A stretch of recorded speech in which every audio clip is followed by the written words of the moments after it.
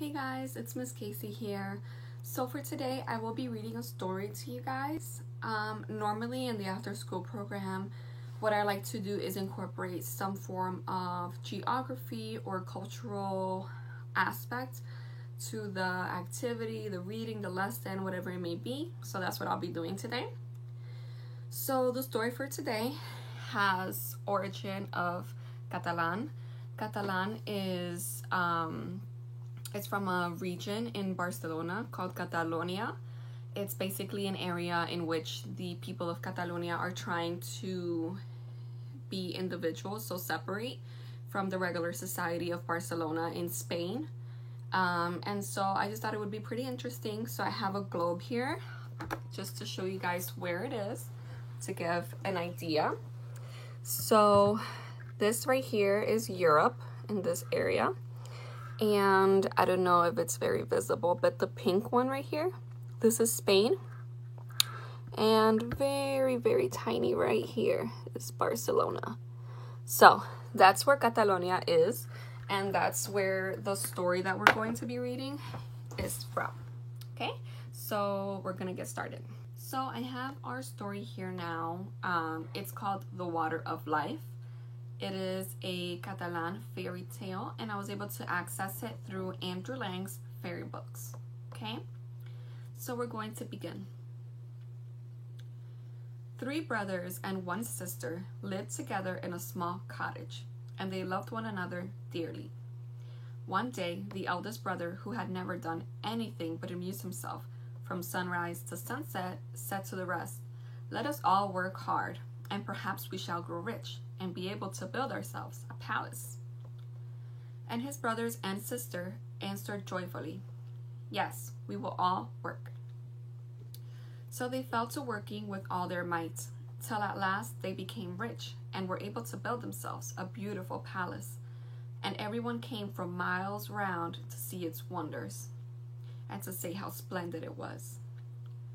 No one thought of finding any faults, till at length an old woman, who had been walking through the rooms with a crowd of people, suddenly exclaimed, "Yes, it is a splendid palace, but there is still something it needs." "And what may that be?" said the brothers. "A church," said the old woman. When they heard this, the brothers set to work again to earn some more money, and when they had enough, they set about building a church, which should be as large and beautiful as the palace itself. And after the church was finished, greater numbers of people than ever flocked to see the palace and the church, and vast gardens and magnificent halls. But one day, as the brothers were as usual doing their honors to their guests, an old man turned to them and said, "Yes, it is all most beautiful, but there is still something it needs." "And what may that be?" said the brothers. "A pitcher of the water of life, a branch of the tree, the smell of whose flowers gives eternal beauty, and a talking bird." "And where am I to find all those?" said the brothers. "Go to the mountain that is far off yonder, and you will find what you seek." After the old man had bowed politely and taken farewell of them, the eldest brother said to the rest, "I will go in search of the water of life, and the talking bird, and the tree of beauty." "But suppose some evil thing befalls you," asked his sister. "How shall we know?" "You are right," he replied. "I had not thought of that." Then they followed the old man and said to him, "My eldest brother wishes to seek for the water of life and the tree of beauty and the talking bird, that you tell him are needful to make our palace perfect. But how shall we know if any evil thing befalls him?" So the old man took them a knife and gave it to them, saying, "Keep this carefully, and as long as the blade is bright, all is well. But if the blade is bloody, then know that evil has befallen him." The brothers thanked him and departed, and went straight to the palace, where they found the young man making ready to set out for the mountain where the treasures he longed for lay hid. And he walked, and he walked, and he walked, till he had gone a great way, and there he met a giant. "Can you tell me how much further I have still to go before I reach that mountain yonder?" "And why do you wish to go there?" asked the giant. "I am seeking the water of life, the talking bird, and a branch of the tree of beauty. Many have passed by seeking those treasures, but none have ever come back. And you will never come back either, unless you mark my words. Follow this path, and when you reach the mountain, you will find it covered with stones. Do not stop to look at them, but keep on your way. As you go, you will hear scoffs and laughs behind you. It will be the stones that mock. Do not heed them. Above all, do not turn around. If you do, you will become as one of them. Walk straight on till you get to the top, and then take all you wish for." The young man thanked him for his counsel, and walked and walked and walked till he reached the mountain. And as he climbed, he heard behind him scoffs and jeers, but he kept his ears steadily closed to them. At last, the noise grew so loud that he lost his patience, and stooped to pick up a stone to hurl into the midst of the clamor, when suddenly his arm seemed to stiffen, and the next moment he was a stone himself. That day his sister, who thought her brother's steps were long in returning, took out the knife and found the blade was red as blood. Then she cried out to her brothers that something terrible had come to pass. "I will go find him," said the second brother, and he went. And he walked and walked and walked till he met the giant and asked him if he had seen a young man traveling towards the mountain. And the giant answered, "Yes, I have seen him pass, but I have not seen him come back. The spell must have worked upon him." "Then what can I do to disenchant him and find the water of life, the talking bird, and a branch of the tree of beauty?" "Follow this path, and when you reach the mountain you will find it covered with stones. Do not stop to look at them, but climb steadily on. Above all, heed not the laughs and scoffs that will arise on all sides, and never turn around. And when you reach the top, you can then take all you desire." The young man thanked him for his counsel and set out for the mountain. But no sooner did he reach it than loud jests and jibes broke out on every side, and almost deafened him. For some time he let them rail, and pushed boldly on, till he had passed the place which his brother had gained. Then suddenly he thought that among the scoffing sounds he heard his brother's voice. He stopped and looked back, and another stone was added to the number. Meanwhile, the sister left at home was counting the days when her brothers should return to her. The time seemed long, and it would be hard to say how often she took out the knife, looked at its polished blade to make sure that this one at least was still safe. The blade was always bright and clear. Each time she looked, she had happiness of knowing that all was well.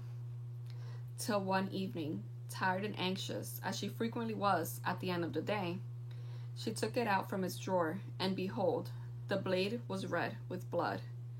Her cry of horror brought her youngest brother to her, and unable to speak, she held out the knife. "I will go," he said. So he walked and he walked and he walked until he met the giant, and he asked, "Have two young men making for yonder mountain passed this way?" And the giant answered, "Yes, they have passed by, but they never came back, and by this I know that the spell has fallen upon them." "Then what must I do to free them and get to the water of life, and the talking bird, and the branch of the tree of beauty?" "Go to the mountain," said the giant, "which you will find so thickly covered with stones that you will hardly be able to place your feet on them. And walk straight forward, turning neither to the right hand nor the left. And pay no heed to the laughs and scoffs, which will follow you till you reach the top, and then you may take all that you desire." The young man thanked the giant for his counsel and set forth to the mountain. And when he began to climb, there burst forth and all around him a storm of scoffs and jeers. But he thought of the giant's words, and looked neither to the right nor to the left, till the mountain top lay straight before him. A moment now, and he would have gained it, when, through the groans and yells, he heard his brothers' voices. He turned, and there was one stone the more. And all this while his sister was pacing up and down the palace, hardly letting the knife out of her hand, and dreading what she knew she would see, and what she did see. The blade grew red before her eyes, and she said, "Now it's my turn." So she walked and she walked and she walked till she came to the giant, and prayed him to tell her if he had seen 3 men pass that way seeking the distant mountain. "I have seen them pass, but they have never returned, and by this I know that the spell has fallen upon them," said the giant. "And what must I do to set them free, and to find the water of life, and the talking bird, and a branch of the tree of beauty?" "You must go to the mountain," said the giant, "which is so full of stones that your feet will hardly find a place to tread. And as you climb, you will hear a noise as if all the stones in the world were mocking you, but pay no heed to anything you may hear. And once you gain the top, you have gained everything." The girl thanked him for his counsel and set out for the mountain, and scarcely had she gone a few steps upwards when cries and screams broke forth around her, and she felt as if each stone she trod on was a living thing. But she remembered the words of the giant, and knew not what had fallen her brothers, and kept her face steadily towards the mountain top, which grew nearer and nearer every moment. But as she mounted, the clamor increased 7-fold. High above them all rang the voices of her 3 brothers. But the girl took no heed, and at last her feet stood upon the top. Then she looked around and saw, lying in a hollow, the pool of the water of life, and she took the brazen pitcher that she had brought with her, and filled it to the brim. By the side of the pool stood a tree of beauty, with a talking bird on one of its boughs. And she caught the bird, placed it in a cage, and broke off one of the branches. After that she turned and went joyfully down the hill again, carrying her treasures. But her long climb had tired her out, and the brazen pitcher was very heavy. And as she walked, a few drops of the water spilled on the stones, and as it touched them, they changed into young men and maidens, crowding about her to give thanks for their deliverance. So she learned by this how the evil spell might be broken, and she carefully sprinkled every stone till there was not one left, only a great company of youth and girls who followed her down the mountain. When they arrived at the palace, she did not lose a moment in planting the branch of the tree of beauty and watering it with the water of life.